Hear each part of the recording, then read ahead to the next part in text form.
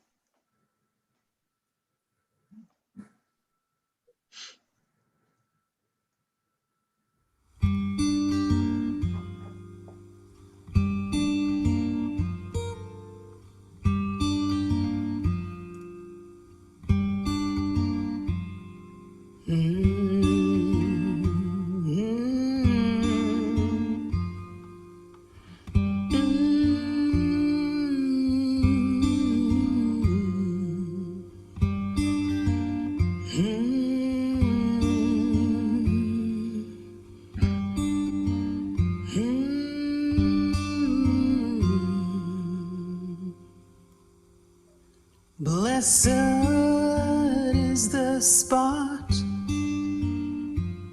and the house and the place and the city and the heart and the mountain and the refuge in the cave and the valley and the land and the sea and the island and the meadow. Blessed,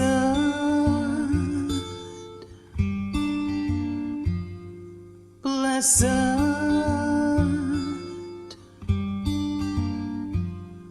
blessed,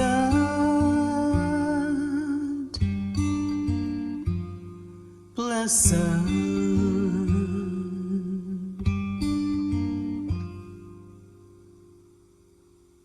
Blessed is the spot and the house and the place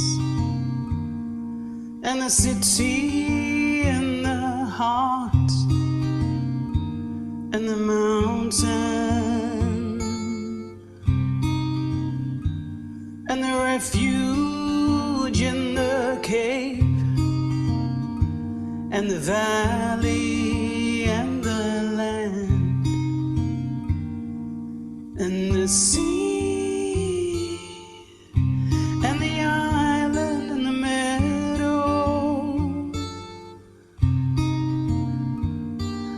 Blessed is the spot. Blessed is the spot. Blessed is the spot. Blessed.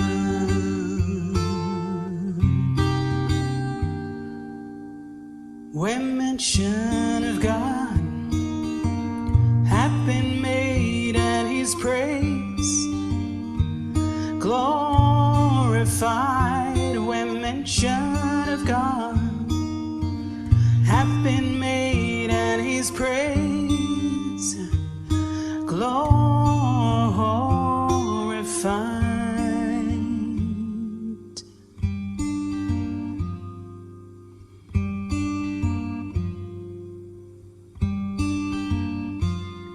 Blessed is the spot, and the house and the place, and the city and the heart, and the mountain, and the refuge and the cave,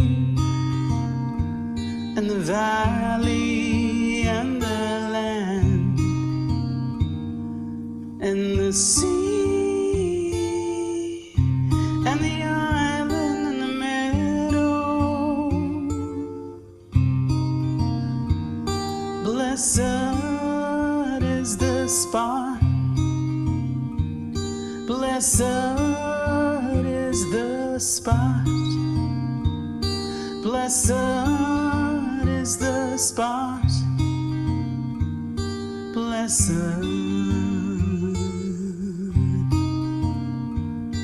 Blessed.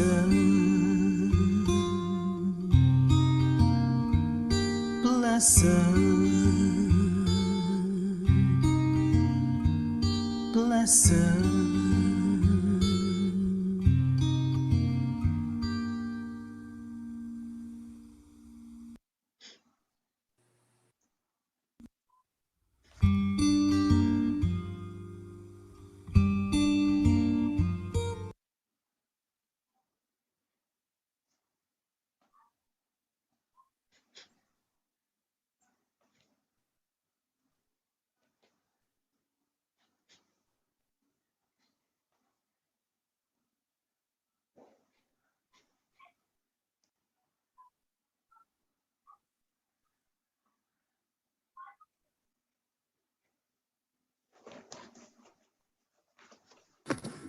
Kathy,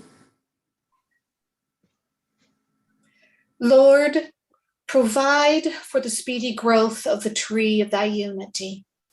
Water it then, O Lord, with the flowing waters of thy good pleasure, and cause it before the revelations of thy divine assurance to yield such fruits as thou desirest for thy glorification and exaltation, thy praise and thanksgiving, and to magnify thy name, to laud the oneness of thine essence, and to offer adoration unto thee. Inasmuch as all this lieth within thy grasp, and in that of none other.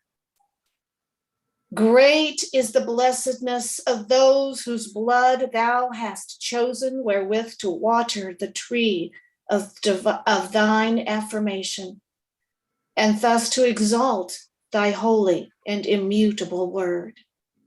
The Bob.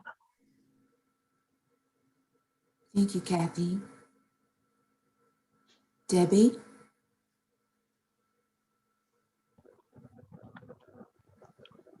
I beseech thee, O my God, by all the transcendent glory of thy name. Sorry. Okay, thank you. To clothe thy loved ones in the robe of justice, and to illumine their beings with the light of trustworthiness. Thou art the one who hath power to do as he pleaseth, and who holdeth within his grasp the reins of all things, visible and invisible. Baha'u'llah. Thank you, Debbie. Barbara Taylor.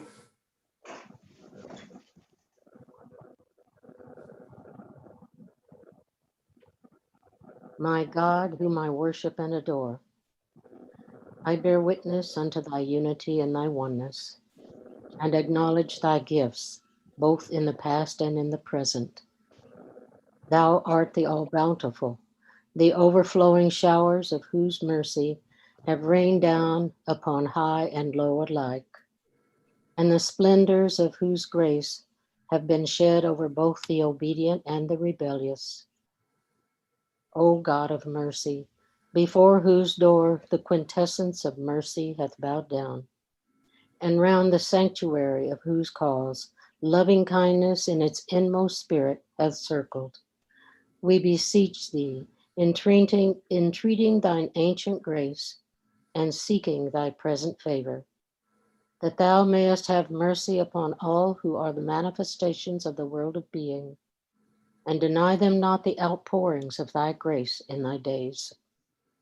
All are but poor and needy, and thou verily art the all-possessing, the all-subduing, the all-powerful Baha'u'llah. Thank you, Barbara. Matthew.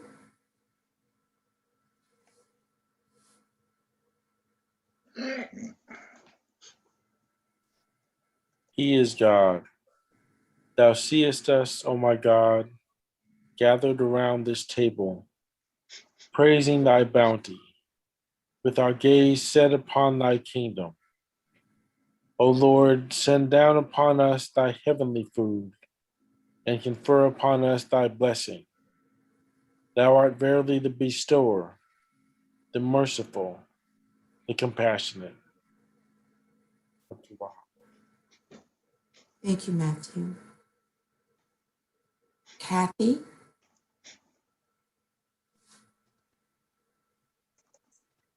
O my God, O my God, thou seest me in my lowliness and weakness, occupied with the greatest undertaking, determined to raise thy word among the masses and to spread thy teachings among thy peoples. How can I succeed unless thou assist me with the breath of the Holy Spirit? Help me to triumph by the hosts of thy glorious kingdom, and shower upon me thy confirmations, which alone can change a gnat into an eagle, a drop of water into rivers and seas, and an atom into lights and suns. O my Lord, assist me with thy triumphant and effective might, so that my tongue may utter thy praises and attributes among all people, and my soul overflow with the wine of thy love and knowledge. Thou art the omnipotent and the doer of whatsoever thou willest. Abdul Baha. Thank you, Kathy. Debbie.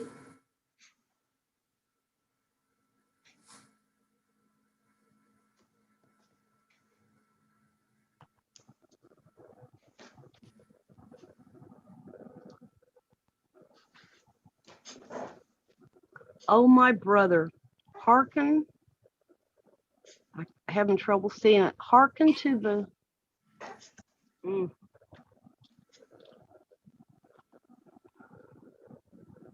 Hark. Maybe somebody. I can't see it very well. It's okay. Barbara Taylor. O my brother, hearken to the delightsome words of my honeyed tongue, and quaff the stream of mystic holiness from my sugar-shedding lips. Sow the seeds of my divine wisdom in the clear soil of thy heart, and water them with the water of certitude, that the hyacinths of my knowledge and wisdom may spring up fresh and green in the sacred city of thy heart. Baha'u'llah. Thank you, Barbara. Matthew?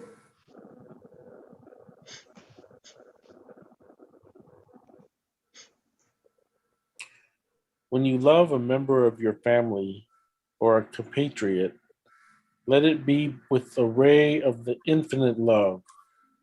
Let it be in God and for God. Wherever you find the attributes of God, love that person, whether he be of your family or of another. Shed the light of a boundless love on every human being whom you meet, whether of your country, your race, your political party, or of any other nation, color, or shade of political opinion. Heaven will support you while you work in this ingathering of the scattered peoples of the world beneath the shadow of the almighty tent of unity. Abdul Wahab. Thank you, Matthew. Kathy?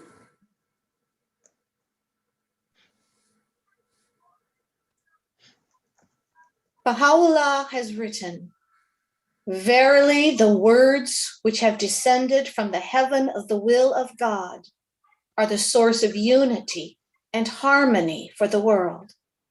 Close your eyes to racial differences and welcome all with the light of oneness." Shoghi Effendi. Thank you, Kathy. Barbara?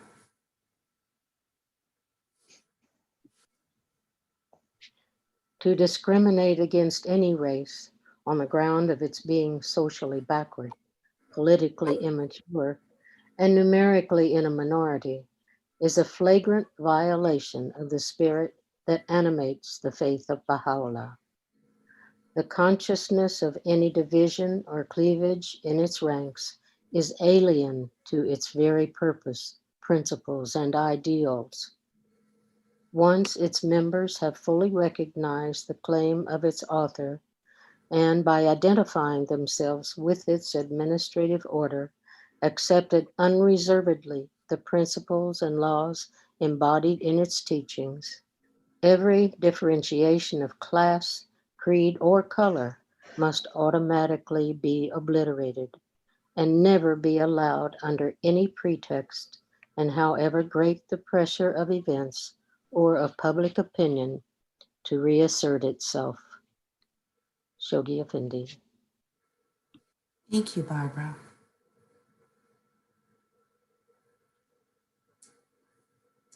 Friends, it's now time for the healing prayer. And if any of you wish to remember a loved one through the prayer for healing, please feel free to call out their name at this time. Thank you. Chelsea Reynolds. Stephanie. Joe. Alicia, Lisa, Richard, Beth Bowen, Barbara Stefan.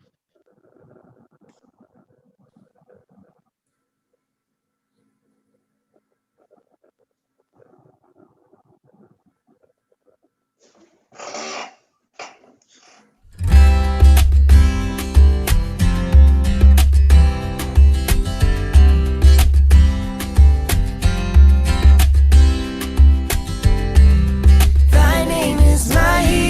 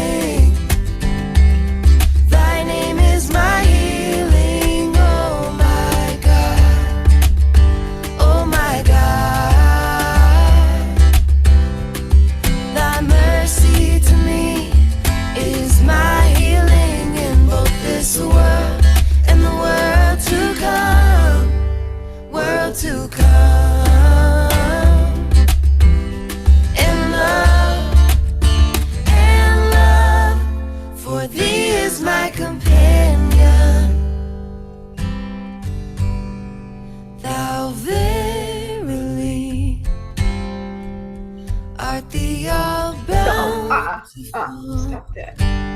Stop pounding those things. the all-knowing, the all-wise, thou verily art the all-bountiful, the all-knowing, the all-wise.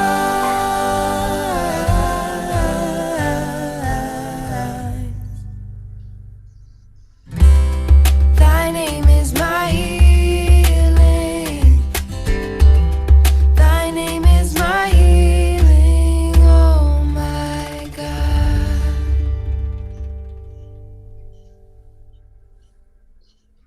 Thank you, Barbara. That was beautiful. Friends, now we have a video presentation for some more music.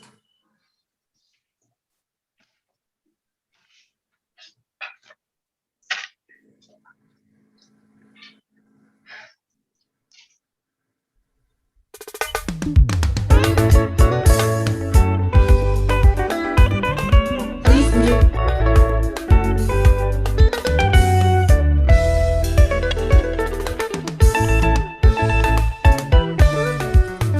Mama, oh yo, mama,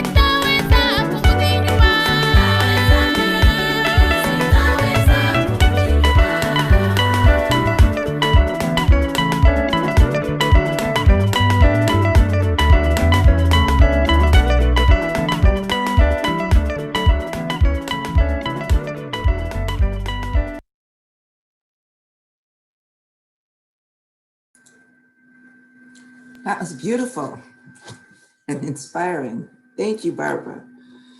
Okay, friends. You know that every week we're blessed to have a guest presenter to come and share with us their insights on a particular topic. This week, we are honored to have with us Mr. Stephen Boyenton. Mr. Boyenton is a writer, translator, and historian. He received his PhD, make that Dr. Boyenton, from Columbia University. He resides primarily in China and has remained in the US recently with his family during the pandemic. We're pleased to have him share with us today. So friends, please welcome Stephen Boyenton, whose topic this morning is the hidden words as a spiritual path. Welcome, Stephen. Thank you. And it's a real pleasure to be here. I've been coming to the Baha'i Unity Center off and on for probably 2 decades or so, a little more actually now, because my family lives in Atlanta, but I haven't lived in Atlanta until the pandemic. And let me say, I'm really happy to be here and really happy to get to talk to everyone. I did not know that this was going on every Sunday, and I wish I had, because now we will certainly make a point of trying to watch every weekend. And, I'm sure we all know that any spiritual sustenance is even more necessary these days than it has perhaps always been to us. And I'm very happy to be here and happy to see everyone. I'm especially happy to see that we have a few Chinese friends with us today. As we mentioned in my bio, normally we would be living in China right now. And so it's a pleasure to see some other people who know China here. So, well, let me jump right in. Let me share my screen. So the title I've given this talk today is A Hidden Path and the Hidden Words. The Hidden Words is a guide to spiritual progress. And this is truly an essay in the old sense of that term. And by that, I mean that this is me working through some ideas that are in my head here in this discussion with you. And so I am truly looking forward to hearing other people's thoughts, because this is an idea that is still only beginning to germinate in my own mind. And I would like some other ideas to nourish it and give it some impetus to go forward. So before I jump into this idea in detail, let me just read through with you a few quotes from the central figures of our faith about the hidden words, because this is a particularly important text. And before we begin looking at it, it's important that we realize how special it is. So here are a few quotes from Abdul Baha. And he says, "The hidden words is a treasury of divine mysteries. When thou ponderest its contents, the doors of the mysteries will open." And he also says, "It behooveth us, one and all, to recite day and night, from both the Persian and the Arabic hidden words, to pray fervently and supplicate tearfully, that we may be enabled to conduct ourselves in accordance with those divine counsels. These holy words have not been revealed to be heard, but to be practiced." And finally, "Be thou assured in thyself that if thou dost conduct thyself in accordance with the hidden words revealed in Persian and in Arabic, thou shalt become a torch of the fire of the love of God, an embodiment of humility, of lowliness, of evanescence, and selflessness." So I want us to think a little bit about this as we go forward today, because what Abdul Baha, it seems to me, is saying, among many other things, is these are, in addition to being sort of gem-like essences of the divine mysteries, they are something meant for us to do. So not merely to read them and to ponder them, but to act upon them as well. And that's at the core of what I want to think about today. But before we go forward, let's look at a few more quotes. Well, really one more by Shoghi Effendi, a rather long one, which also has the advantage of giving us a little bit of history, just in case anyone here is not familiar with the hidden words. So the hidden words are, for anyone who hasn't read them yet, a collection of what we might call aphorisms. They are small, brief utterances that are gathered together in two collections, the Persian hidden words and the Arabic hidden words. And here, Shoghi Effendi is going to tell us how those utterances came to be and what their significance is. So he says, next to this repository of inestimable treasures must rank that marvelous collection of gem-like utterances, the hidden words, with which Baha'u'llah was inspired as he paced, wrapped in his meditations, the banks of the Tigris. Revealed in the year 1274 AH, partly in Persian, partly in Arabic. It was originally designated the Hidden Book of Fatimeh, and was identified by its author with the book of that same name, believed by Shia Islam to be in possession of the promised Qaim, and to consist of words of consolation addressed by the angel Gabriel at God's command to Fatimeh. And Fatimeh, by the way, was the daughter of Muhammad, and dictated to the Imam Ali for the sole purpose of comforting her in her hour of bitter anguish after the death of her illustrious father. The significance of this dynamic spiritual leaven cast into the life of the world for the reorientation of the minds of men, the edification of their souls, and the rectification of their conduct can best be judged by the description of its character given in the opening passage of its author. This is that which hath descended from the realm of glory, uttered by the tongue of power and might, and revealed unto the prophets of old. We have taken the inner essence thereof, and clothed it in the garment of brevity, as a token of grace unto the righteous, that they may stand faithful to the covenant of God, may fulfill in their lives his trust, and in the realm of spirit obtain the gem of divine virtue. So there's a lot in that quote, and I'm not going to try and unpack everything. But again, notice that Shoghi Effendi says that the significance of the hidden words being revealed to this in this day is that it is to reorient the minds of men, to edify their souls, and to rectify their conduct. So again, it is not merely something to be read, but to be practiced and lived. And even in this quote from Baha'u'llah, admittedly less easy to comprehend at first glance, but he says that they may stand faithful to the covenant of God, may fulfill in their lives his trust, and in the realm of spirit obtain the gem of divine virtue. So again, we see here that this is something that is, that the hidden words are somehow a means of us becoming better than what we are, of us learning more and doing better. And so for my last quote, before we begin to actually look at the hidden words, I want to look at a quote very briefly from a talk by Hand of the Cause, Abul Qasim Faizi. It's a very nice talk, and you can find it online if you're interested.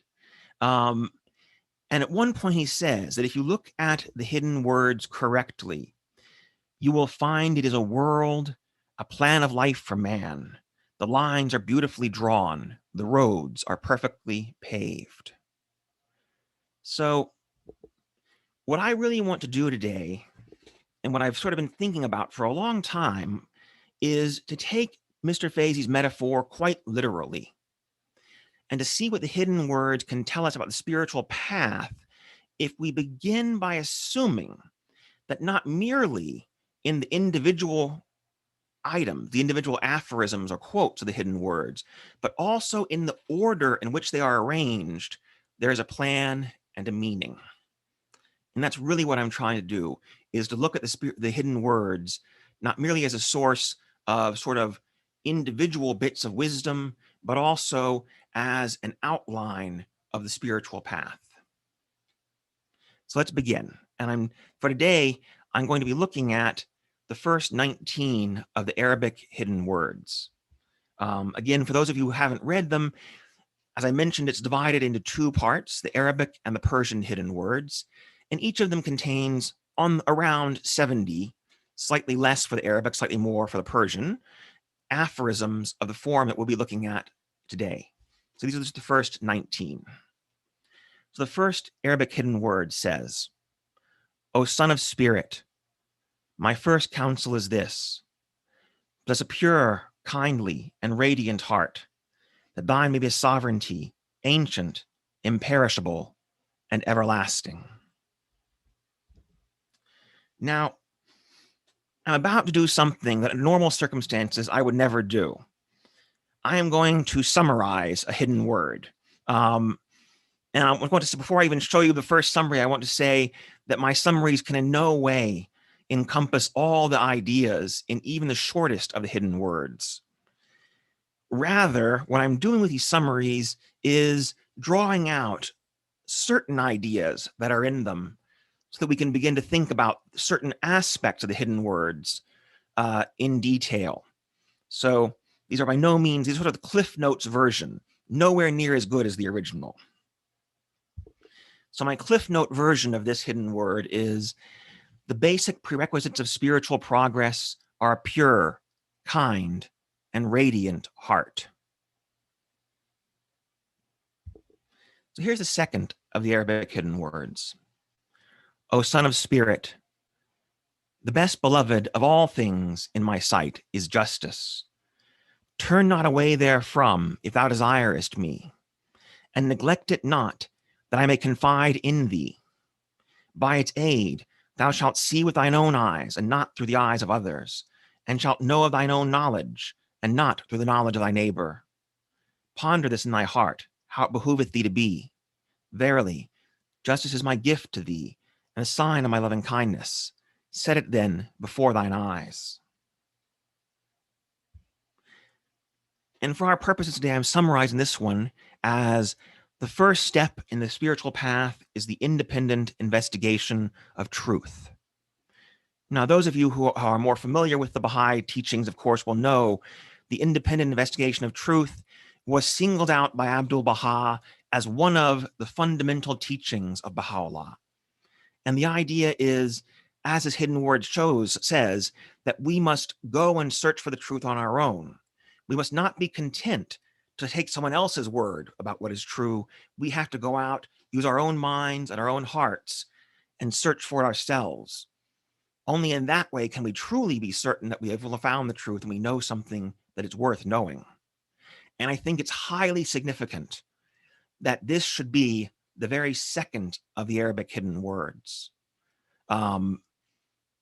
We'll see more on that in a moment, but I think it's very important that its position is so much near the front of this book. And now we're going to shift a little bit. O Son of Man, veiled my immemorial being, and in the ancient eternity of my essence, I knew my love for thee. Therefore I created thee, have engraved on thee mine image, and revealed to thee my beauty. And so I'm summarizing this one as God created us because of his love for us. And as we're going to see, this theme of love is going to run through a large chunk of the hidden words we look at today, but in different ways. And that's important, I think. So the next of the hidden words. O Son of Man, I loved thy creation, hence I created thee.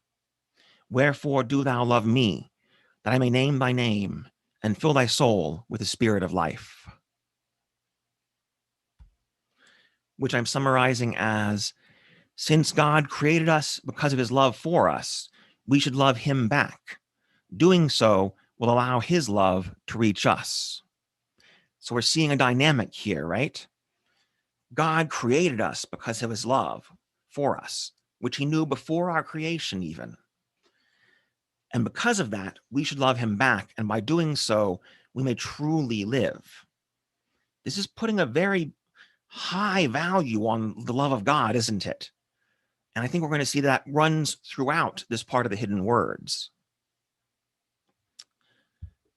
And here's one that is known by almost every Baha'i, very famous. O son of being, love me that I may love thee. If thou lovest me not, my love can in no wise reach thee. Know this, O servant.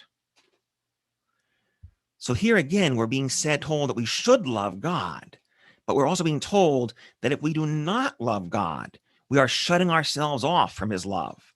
Not that he won't love us, mind you, right? But that rather, if we don't love God, we have chosen to turn our backs on him.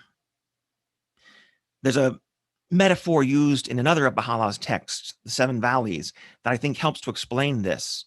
He's talking about the light of the sun, and it's clearly a metaphor for the love of God there. And he's saying that if you turn your back to the sun or go into a room with the windows shut, the light can't reach you. So again, if we turn away from God, if we don't love him, his love can't get to us because we chose not to receive it. So let's look at these first five in a sort of in their order and how it seems to fit together. So on the left, you'll see my sort of thoughts on what the overall sort of concept behind a certain group of hidden words is. And then on the right, we'll see what my sort of summaries again of what they were. So it seems to me these first five, we already see a pattern. We begin with the prerequisites of spiritual growth, a pure, kind, and radiant heart. Then we move to another prerequisite, the independent investigation of the truth, justice, as Baha'u'llah defines it in the second hidden word. And here we shift slightly, but it's important, I think, that the very first thing we talk about after those prerequisites is the love of God for us. So God created us because he loves us, and therefore we should love him. And then lastly, and you'll see in a moment why I think this is a pivot, I think we're about to pivot here in the fifth hidden word, and it's where he says, if we don't love him, his love can't reach us. So in the last part of the fourth hidden word, and very clearly in the fifth hidden word, we are now shifting away from God's love for us to our love for him and the necessity of that. So let's see where that goes. In Arabic, hidden word number 6. O son of being, thy paradise is my love, thy heavenly home, reunion with me. Enter therein and tarry not. This is that which hath been destined for thee, and our kingdom above, and our exalted dominion.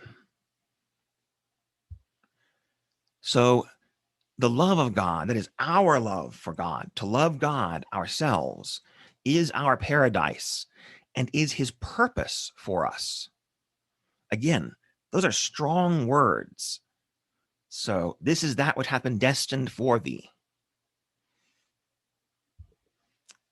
And in hidden word number 7, O son of man, if thou lovest me, turn away from thyself, and if thou seekest my pleasure, regard not thine own, that thou mayest die in me, and I may eternally live in thee. So still, we're dealing with our love for God, but now we're being given instruction on what it means and how we love God. And we're being told that we must value the love of God above everything else, above all of our desires. And that if we do so, we can become selfless vessels. We can die in God, and he can live through us. So one way of thinking of that is that we become selfless vessels, hollow reeds, as a famous prayer says, through which the love of God flows to the world and to other humans. And in number 8, O son of spirit, there is no peace for thee, save by renouncing thyself and turning unto me. For it behooveth thee to glory in my name and not in thine own. Put thy trust in me and not in thyself, since I desire to be loved alone and above all that is. So again, this is fairly strong, isn't it? There is no peace for thee, save by renouncing thyself and turning unto me. And again, since I desire to be loved alone and above all that is. So the only true peace for a human, then, we're being told, is by renouncing ourselves, by turning away from ourselves and turning towards God. So it is in the love of God that we can find our paradise and our peace. And the last for this section, number 9, O Son of Being, my love is my stronghold. He that entereth therein is safe and secure, and he that turneth away shall surely stray and perish. So if we love God, our spiritual life and our growth are ensured. But if we reject the love of God, if we refuse to love God, then we will wander off of the correct path, and our life, our spiritual life, our true life, will be in jeopardy. So again here, this important sign to our love of God as part of, as the power for, the generative power of the spiritual path. So these 4 I summarize in this way, that we're looking broadly here at the theme of that we need to love God. And so number 6, that loving God is our paradise and purpose. Number 7 and 8, in order to love God, we must turn away from self and desire. And only by doing so can we find peace. And here in number 9, which I see as a pivot, loving God is a stronghold in which there is security. And we'll see why I think this is a pivot when we begin the next section. In this particular case, there's a big clue in the words of the hidden words themselves. So in hidden word number 10, O son of utterance, thou art my stronghold. That's interesting, right? Because he said, my love is my stronghold. But now, thou art my stronghold. Enter therein that thou mayest abide in safety. My love is in thee. Know it, that thou mayest find me near unto thee. So we are a stronghold for ourselves. And why? Because the love of God is in us. Because of our capacity to love God and of his love for us, we become our own stronghold. And through that, we may find, as he says, we may find God near unto us, that thou mayest find me near unto thee. And number 11, O son of being, thou art my lamp and my light is in thee. Notice again, this repeated theme of how there is something inside of us that God has given us, which grants us what we need. Thou art my lamp and my light is in thee. Get thou from it thy radiance and seek none other than me. For I have created thee rich and have bountifully shed my favor upon thee. So God's light or love is in us. And here I think in this one, of course, the key thing he's saying is we don't need anything else. Everything we need has already been given to us. Get thou from it thy radiance and seek none other than me. For I have created thee rich and have bountifully shed my favor upon thee. We don't need the things of the world because we have the love of God already. Number 12, O son of being, with the hands of power I made thee, and with fingers of strength I created thee. And within thee I have placed the essence of my light. Be thou content with it, and seek naught else, for my work is perfect, and my command is binding. Question it not, nor have a doubt thereof. So again, we're seeing a similar theme here, that God created us perfect, that he created us in a wondrous way, and he gave us all that we need. He put the essence of his light within us, and we should have confidence in this and be content with that. And he says again, my work is perfect and my command is binding. Question it not, nor have a doubt thereof. I think it's a particularly lovely line because in a sense you can see when we doubt ourselves, when we question whether or not we're worthy, Baha'u'llah has already given us the answer. He said you are, because God created you, and therefore you do not have to question whether you have the potential to rise to new heights. You always do.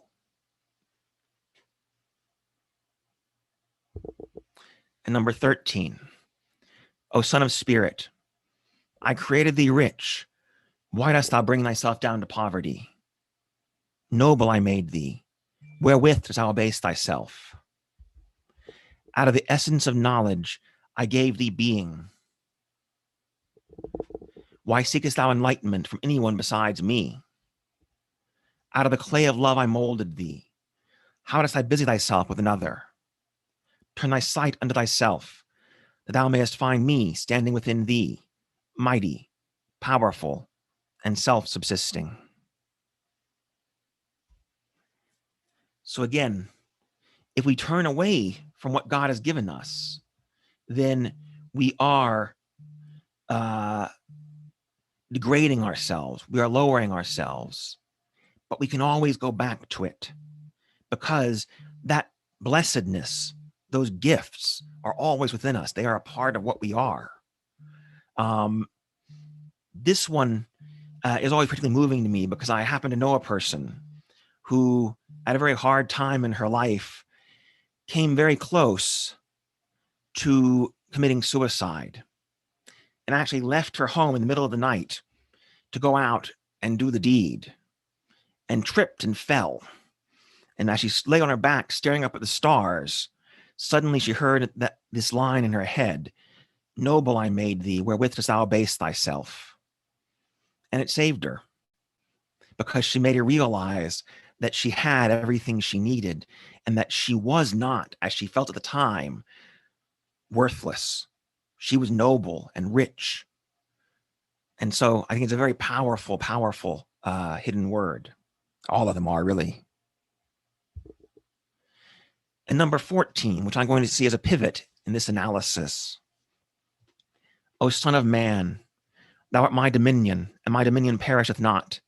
Wherefore fearest thou thy perishing? Thou art my light, and my light shall never be extinguished. Why dost thou dread extinction? Thou art my glory, and my glory fadeth not. Thou art my robe, and my robe shall never be outworn. Abide in thy love for me, that thou mayest find me in the realm of glory. So, we are God's treasured creatures. We are something he values greatly. His dominion, his light, his glory. We have a very special relationship to him. One could call it an intimate relationship. We are close to him. Something he values and is connected to him in ways we can never understand. So long as he endures, we will endure. And of course, God endures forever. So death has no power over us. It cannot destroy us. And if we live in the love of God, we'll know that. We will feel that. I often think that this must be part of the secret behind the amazing resilience of the martyrs who face suffering and death with such, complete bravery and detachment. But I think they understood this, that because they loved God, and that love could not be taken from them, that nothing anyone did to them could possibly hurt them. Again, it's very powerful. So if we look at this, I think the last these five here can roughly be summarized as telling us to embrace the wonder of our true self, to embrace what God gave us, what he planted inside of us, simply by being human. So we start off with the fact that we are God's stronghold because his love is in us. Then we need nothing but except for what God has placed in us. And we should have complete faith, complete confidence in that fact. And then if we turn away from God's bestowals, we lower ourselves, we degrade ourselves, but we can always turn back because that is always in us. It can't be taken away from us by ourselves or anyone else. That nobility, that wealth of the Spirit is always inside of us. And then finally, what I'm saying is the pivot here, that we are God's creatures, his treasured creatures that he loves, and we will always endure for as long as he does, because we are tied to him in ways we can't understand. All right, so here again, we're entering a somewhat new, I think, overarching theme in number 15. O son of utterance, turn thy face unto mine, and renounce all save me.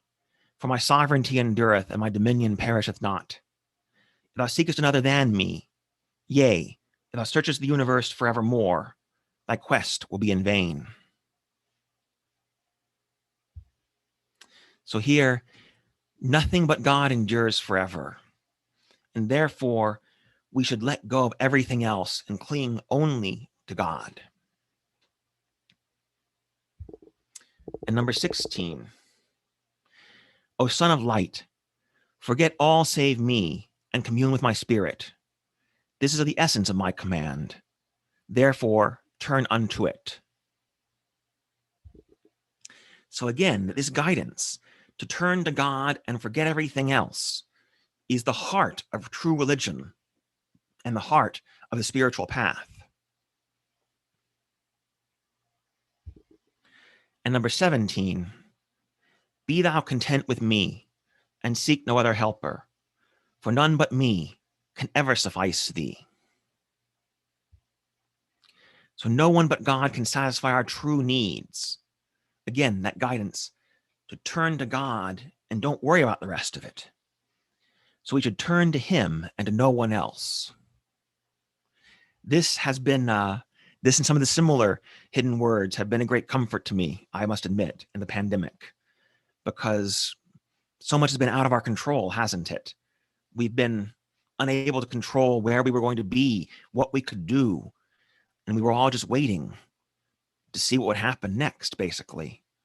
And for me, at least, it was very powerful to think about this, that God had already promised that we need to rely on no one but him and to trust, as we'll see in the next hidden word, that he knew what we needed.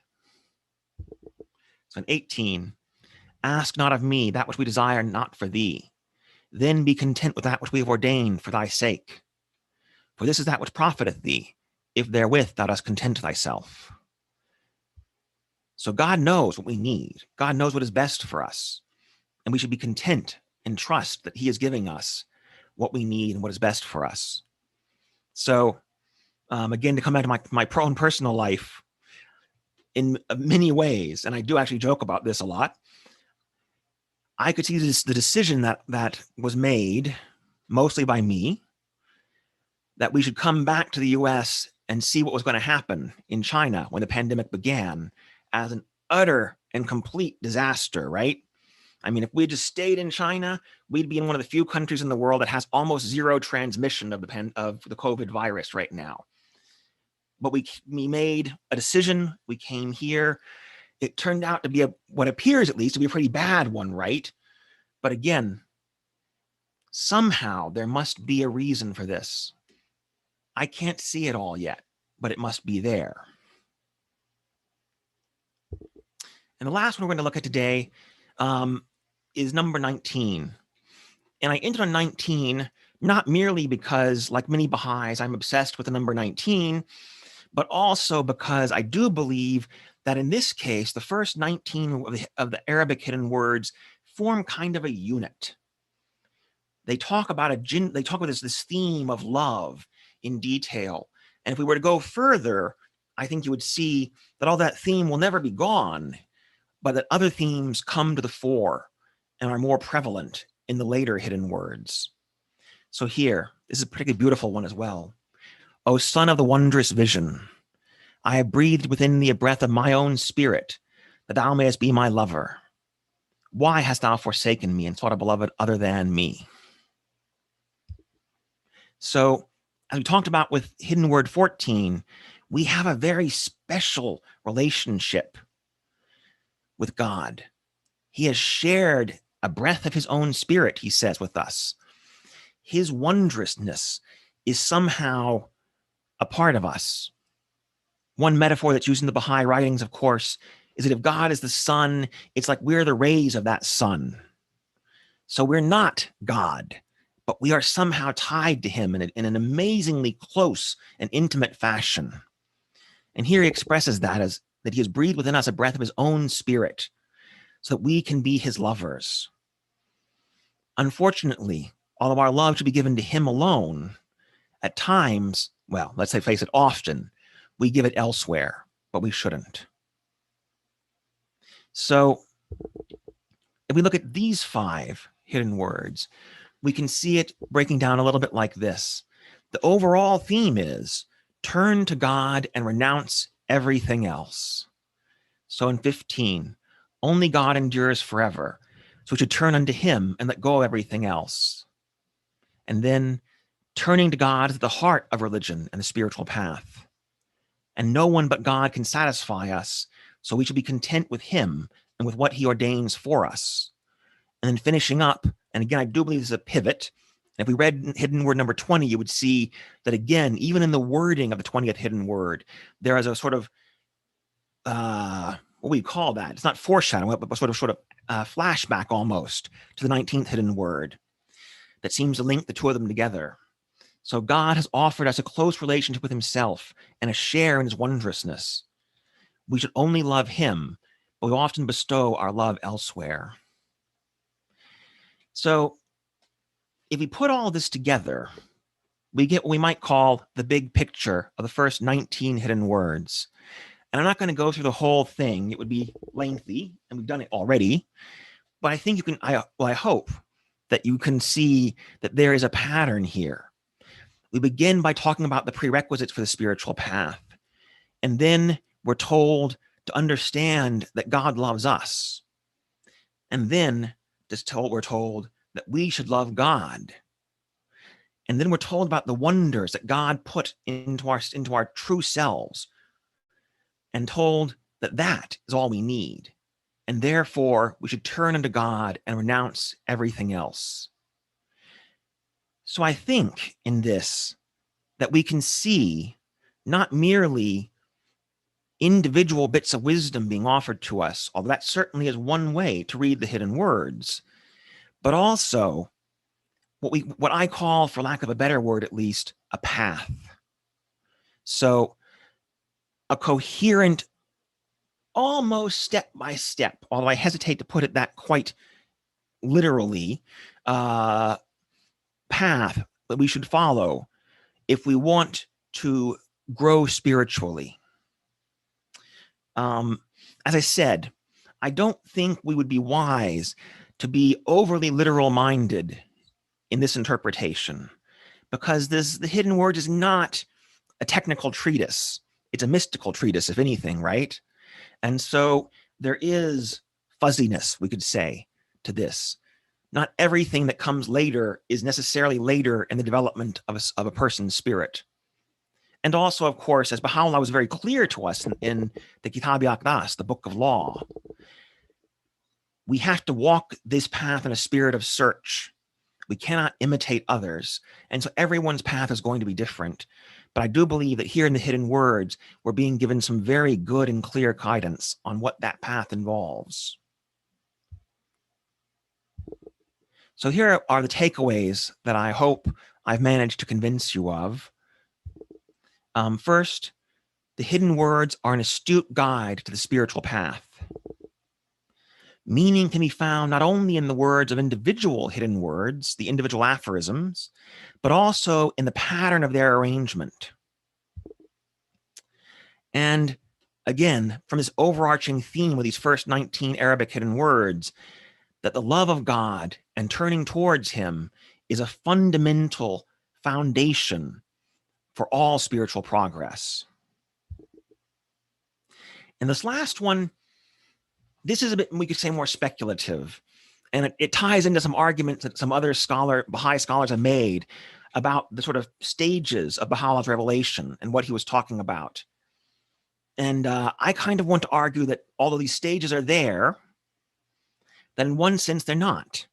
Because it seems to me that part of what we see in the hidden words, and in some other texts as well, is that the mystical path, by which I mean the path that draws us nearer to God, spiritual progress and moral and ethical development are really all aspects of one process, that fundamental mystical path that leads us back to God. It's all really one path, and everyone's on it. That's the other really great thing about it is, It's not like you have to decide, oh, I'm going to go out today and start the spiritual path. You're on it because you're alive, because you're a human. And the only question is, how far will you go? How determined are you to go further? And how far can you reach? But we're all on the path together, every one of us, walking towards God, striving to be better people and to grow in our understanding and love for God. So that's those are the things I hope that I have managed to at least throw some light on in this talk. But there are some caveats, some warnings here. No interpretation can exhaust the meaning of sacred writings. Bahá'u'lláh was very clear about that. So this is merely one interpretation. There's so much more we can get from the hidden words than what I've said today. And not only that, this is only my understanding of the hidden words, and I've got no authority whatsoever. And it is entirely possible that I'm wrong in part or in total. We just don't know. Everyone's got to figure that out for themselves. And that's in particularly important, I think, because when it comes to spiritual life, nothing that anyone says is important if you can't make it important to you. It has to be useful to you before it's really useful in that sense. So it may be that what I said is very useful for me, but not for everyone else. And that's okay. And finally, that all the interpretations in the world are never going to be as useful as going out and studying the sacred writings yourself. And so if any good thing comes of this talk, that would be one of the best. If we were all inspired to return to the hidden words and continue to learn them and study them and memorize them even, as Abdu'l-Baha encouraged us, then I think that would be a great outcome. So thank you. I encourage you forward to hearing your thoughts. But before I let you go, listening to all the wonderful music this morning made me want to share a little bit of hidden words music with you. So let me stop this share real quickly. I have a few minutes that I can keep talking for. Ooh, I am kind of running out of time. Maybe I won't. But I'll show you. How long is it? Let's see. Where'd it go? Hold on, I gotta find it again. It's disappeared on me. Okay, there it is. About 3 minutes. We can spare 3 minutes. Okay. Go. So let me see if I can pull it up. Hold on, it didn't work the way I thought it would. Okay.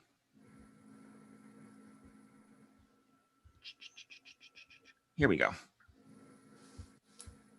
So share. Okay, let me check one thing because I know sometimes share sound. Yeah, it wasn't checked. Okay, let me know if you can't hear this, but I think you'll be able to. This is one of the Persian hidden words, which in English reads, "O friend, in the garden of thy heart, plant naught but the rose of love, and from the nightingale of affection and desire, loosen not thy hold. Treasure the companionship of the righteous, and eschew all fellowship with the ungodly." And it's been set to music by a wonderful Brazilian Baha'i musician. Actually, I've got his name written somewhat wrong here. It's José Marcelino Congo. He has a Facebook page if you want to find him. And it's a really beautiful rendition of this hidden word.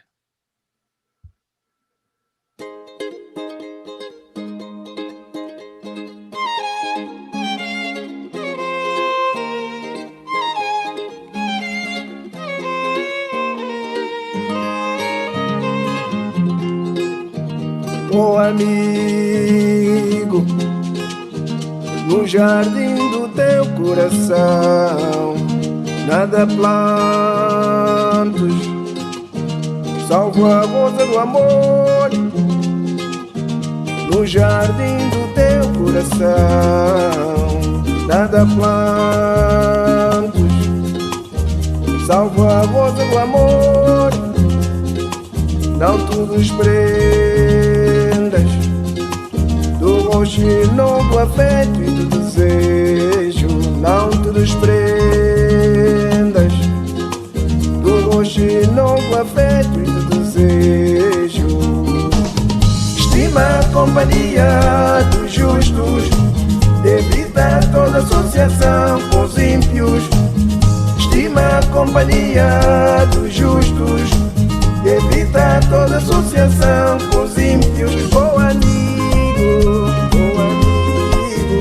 oh amigo, oh amigo, oh amigo, no jardim do teu coração nada plantas, salva a rosa do amor, oh amigo, no jardim do teu coração nada plantas, salva a rosa do amor, oh amigo, não te desprendas do roxo e não do afeto e do desejo, não te desprendas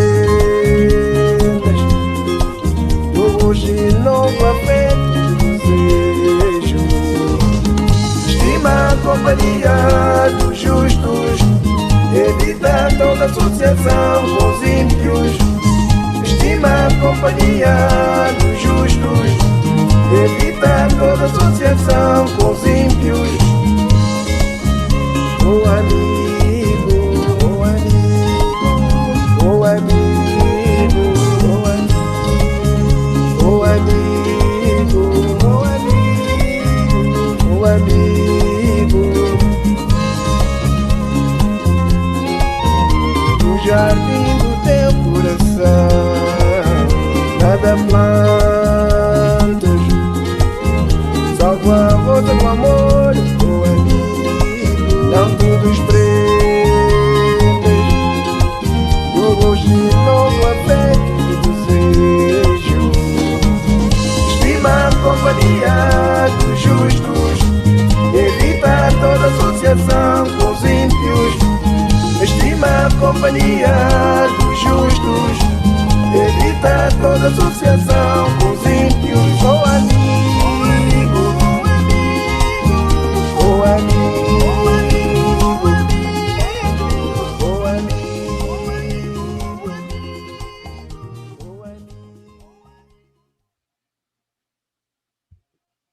Okay, so that's all I have to say. That was Yeah. beautiful. Thank you for sharing that with us. Yeah, it's when he first shared it to us. One of the with some friends and I, one of the responses that he got was, I know that one person said he never thought he'd be able to dance to the hidden words. So, and it is Well, a lovely- actually, that seemed to also have a strong African connection. That I imagine it does. Yes. Mhm. So, and they always dance there. Anyway, thank you so much for this truly enlightening presentation. The world order of Baha'u'llah, there is about nothing but order. There's nothing happenstance about any aspect of it. And this interpretation of yours of the hidden words and how they are laid out is just another example of that. That was a beautiful, beautiful presentation. If anyone has any comments or questions or thoughts about what Stephen presented this morning, please feel free to address those and see what comes of it. Elaine, is your hand up?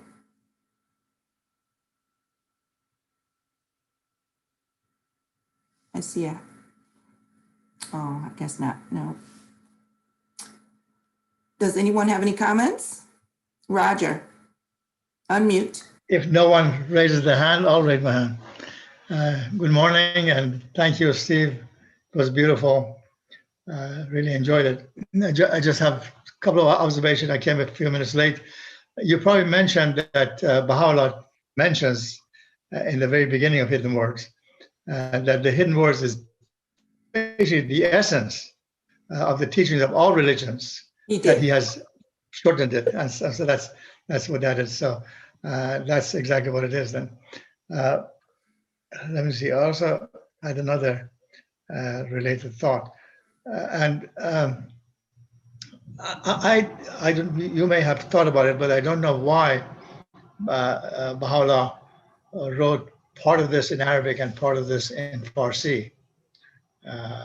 But And there could be a reason, but it could be just his decision without any particular reason. What do you think? I have no idea, but I do think that it's, many people have observed, and I'm sure you have too, that the Persian hidden words have a different style than the Arabic hidden words. And I wish I could read the originals because I'm sure it would be even more clear if I could. But yeah, it certainly seems to me that there is a different style. The Persian hidden words are far more, not just poetic, because the Arabic hidden words are very poetic, but the Persian hidden words are very imagistic and metaphorical, and the sort of mystical aspect of them is much more in the forefront and more obvious than it is in the Arabic hidden words. So clearly there's something there, right? And it is interesting. I mean, after all, most of Baha'u'llah's mystical works are written in Persian, actually, right? So he seemed to have that fondness. Thank you. Anyone else have any? Ding ting. Yeah. Thank you, Dr. Boynton, for a very insightful talk. I love the hidden words. I remember I read, and most of them when we were in our pilgrimage in Haifa in 2007, actually in the shrine of Bob. So that was really, really powerful. I would like to raise a question, maybe just discussion with you all, is because in the first 19 quotes, most of them are about love for God. So what is the relationship between our love for spouse, family, children, and even humankind, or love for our work? How is that related to love for God? Is that turning away from him, or that is a way of sharing our love for God? So I'd actually love to hear other people's thoughts on this too, because I think it is one of the more difficult questions that comes up in thinking about this, the mystical path, because there are, I mean, in the Iqan, there's the famous passage for the guidance for a true seeker, where Baha'u'llah tells us to have neither love nor hate for anyone. And he does add, to the extent that that love would, I'm forgetting the exact words, I'm sorry, but to the extent that love would blind you to the truth, or that hate would drive you away from something that was true, basically. So that there's a caveat there, but it is a very strong passage. And but there are other passages where Abdul-Baha tells us to love everyone with a ray of the love of God, right? And I think that may be part of the secret there, is that our love for God spills over, as it were, to love for all humanity. And I do think William Hatcher, I'm getting that wrong there. Okay, thank you. Has a lovely comment in one of his books where he basically says, he uses scripture, not only Baha'i scripture, but even some Christian scripture as well, to argue that the essence of religion is that there are two supreme values, God and humanity. And they must always be supreme, and that nothing can ever take their place. And anytime we allow anything else, material things, money, whatever, ideology, to usurp the value of those and become more important than God or other humans, then we've turned away from true religion. So again, I think there is, and we see it, and actually the verse he uses from the Bible is the famous one where Christ says, that the two commandments are to love God, and then the second, which is like unto the first, he says, is that you love all humans, basically. So again, there seems to be a relationship there, that the love of God and the love of other people is not a separate thing. But I would love to hear other people's thoughts, because I do think it's one of the most difficult questions that this all raises. Well, Abdul-Baha said that there are 4 kinds of love. One of those loves is the love that God has for himself, of which we have 0 part. And then there's the love that God has for us, which you talked about all morning. And there's the love that we have for God, which you also talked about. And then there's the love that we have for mankind. And so it's not on the outskirts. It's not outside the circle of love. It is a major part of it, actually, to love mankind. So it doesn't have to fit in, it's already in. And if I remember right, he ends that passage by saying that you can, in one sense, reduce all these loves to the love of God for himself, because his love for us is his love for us as the manifestation or reflection of himself. And that our love for ourselves, for other humans, again, is our love of the divine as reflected in other humans. And so in one sense, it all comes back to God, which is a very interesting thought, a lovely thought. You know, in your presentation, the Arabic 19 quote, where I think you were talking about our God's love, and there's nothing that can destroy that the relationship that we have with God. You know, that he deposited within us something that cannot be taken away. Well, a prime example of that is our souls, which is the only thing that is precisely like him in terms of it cannot be destroyed. It's a single, indivisible substance, of which we know not, that cannot be destroyed, cannot be disintegrated, cannot be divided up. So if he put that love in us and all of these things for our welfare and well-being, then the other hidden words that say it cannot be taken away are the absolute truth. It cannot be taken away because it cannot be separated. I have one more short observation, if I may. I was thinking, and I think that what the presentation was basic explanation of a number of passages in hidden words, and not interpretation. As we know, the only authorized interpreter was Abul Baha and then Shoghi Effendi. And so even universal justice does not provide interpretation of the writings. But we can all explain what it is in the writings, and that's what I heard. Yes, think of it as a personal interpretation, part of what it means to me personally, which of course has no authority whatsoever. Explanation. Exactly. Thank you. You know, you use the word pivot in 4 places specifically throughout these first 19 hidden words. And in Excel, a pivot table creates an opportunity to draw attention to additional information that can be extracted from or leads out of current information.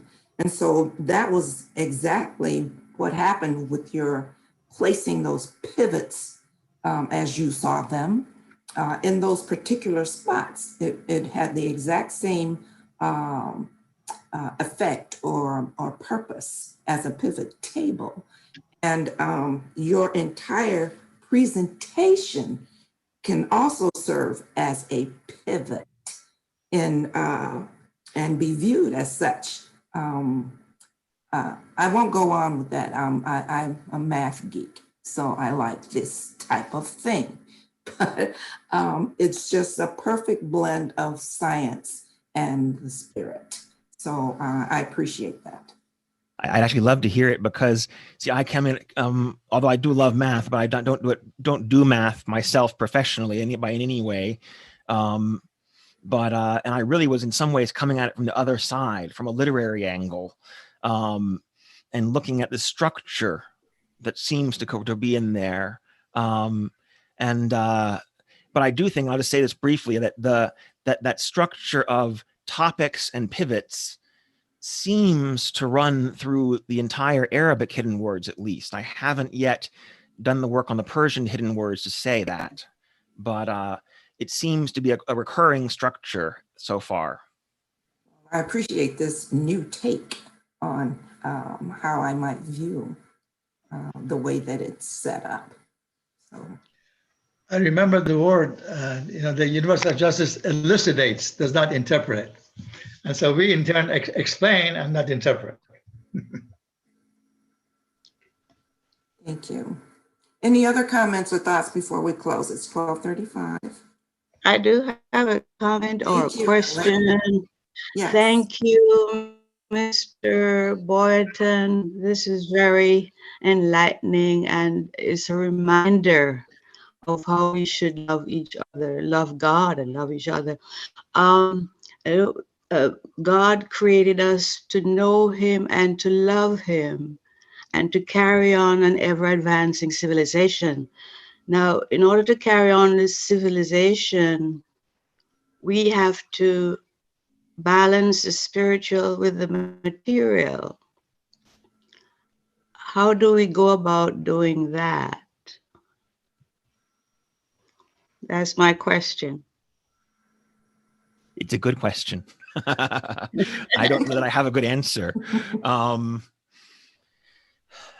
I mean, I think, again, it is one of those things that has to be figured out. I'll be honest, I have, and again, this is purely my own opinion, because I don't know that there's any explicit place where this is addressed in detail in the writings, but I've thought for many, many years that part of what we need as a humanity to actualize our maturity that Baha'u'llah assures us we are entering into is the realization that there are many things we are capable of doing that we simply shouldn't do because they're bad ideas.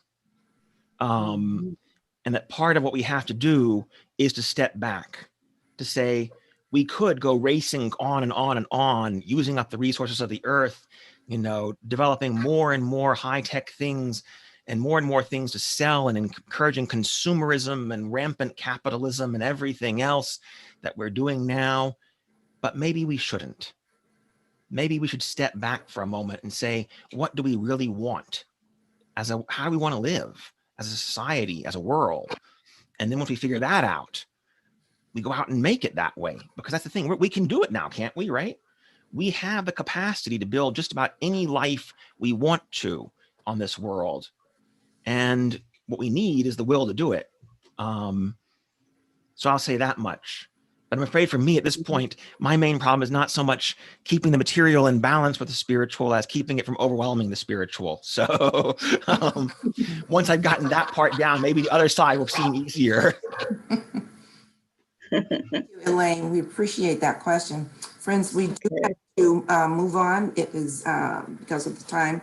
And I'm not sure if the assembly has to meet today at 1, as they often do. But anyway, we'd like to thank you so much, Stephen, for this outstanding presentation. Thank you.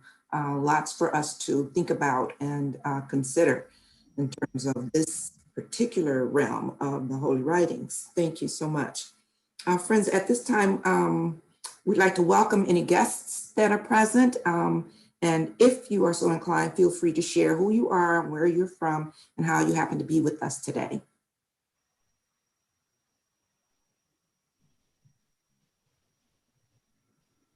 Hello. Don't be shy. And if you do want to speak, unmute. I think I can share. I am Dr. Stephen Boynton's wife. I'm here because we were based in China, as he told the story.